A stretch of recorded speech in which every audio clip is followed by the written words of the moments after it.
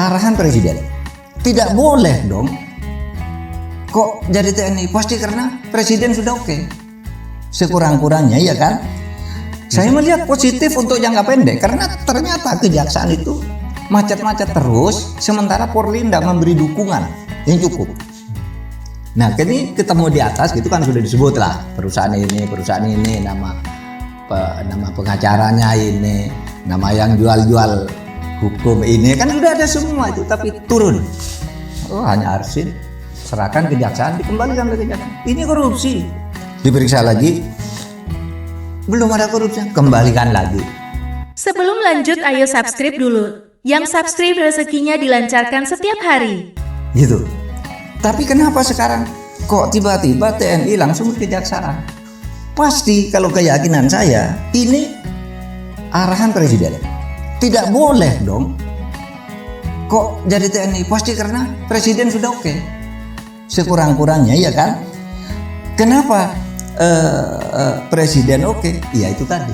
Karena itu kejaksaan tuh mungkin harus dilindungi ketika akan mendobrak korupsi dan sebagainya, itu selalu terhambat oleh entitas ini, pejabat-pejabat berdasi yang saya katakan bahwa preman itu ada di kantor pemerintah. Sebenarnya itu benar tuh orang Grip Jawa Barat tuh yang bilang, loh premanisme ada di kantor, cuma kami bukan pegawai negeri, yang sana pegawai negeri, kan preman juga kan? Iya kan? Ini ada di situ, di sana pejabat sih sama-sama preman.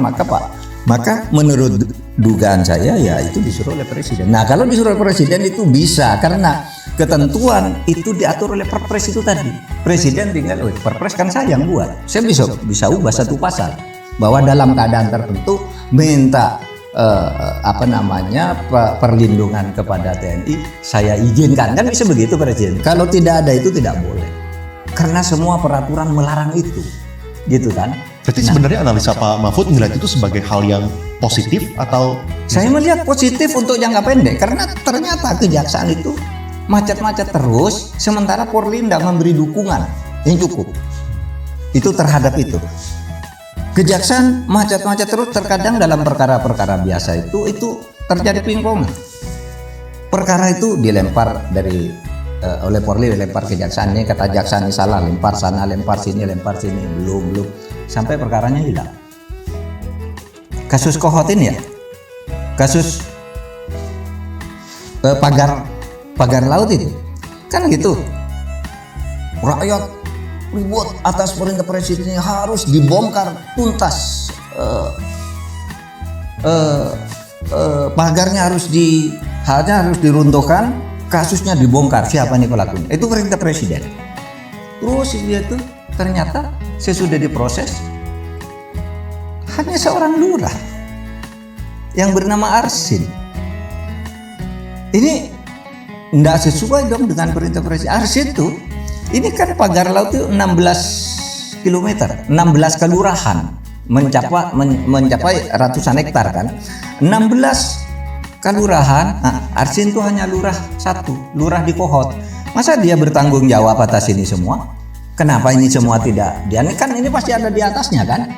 Nah, ini ketemu di atas gitu kan sudah disebut lah perusahaan ini, nama pengacaranya ini, nama yang jual hukum ini, kan sudah ada semua itu, tapi turun. Oh, hanya Arsin, serahkan kejaksaan, dikembalikan ke kejaksaan. Ini korupsi.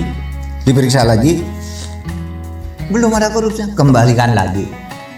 Nah, kenapa yang begitu? Sehingga saya katakan mungkin Pak Prabowo benar menyuruh TNI langsung aja dulu. Yang penting jangan permanen, karena itu melanggar undang-undang kalau permanen. Kalau namanya ad hoc itu kan sebentar. Cuma ini menjadi melebar ndak karuan, karena seharusnya kalau memang itu maksudnya Pak Prabowo kan cukup di kota-kota besar. Iya kan? Kenapa harus di setiap kejaksaan di luar Jawa, di daerah-daerah yang bukan ibu kota provinsi itu rasanya baik-baik aja tuh, nggak perlu dikawal oleh TNI, gitu.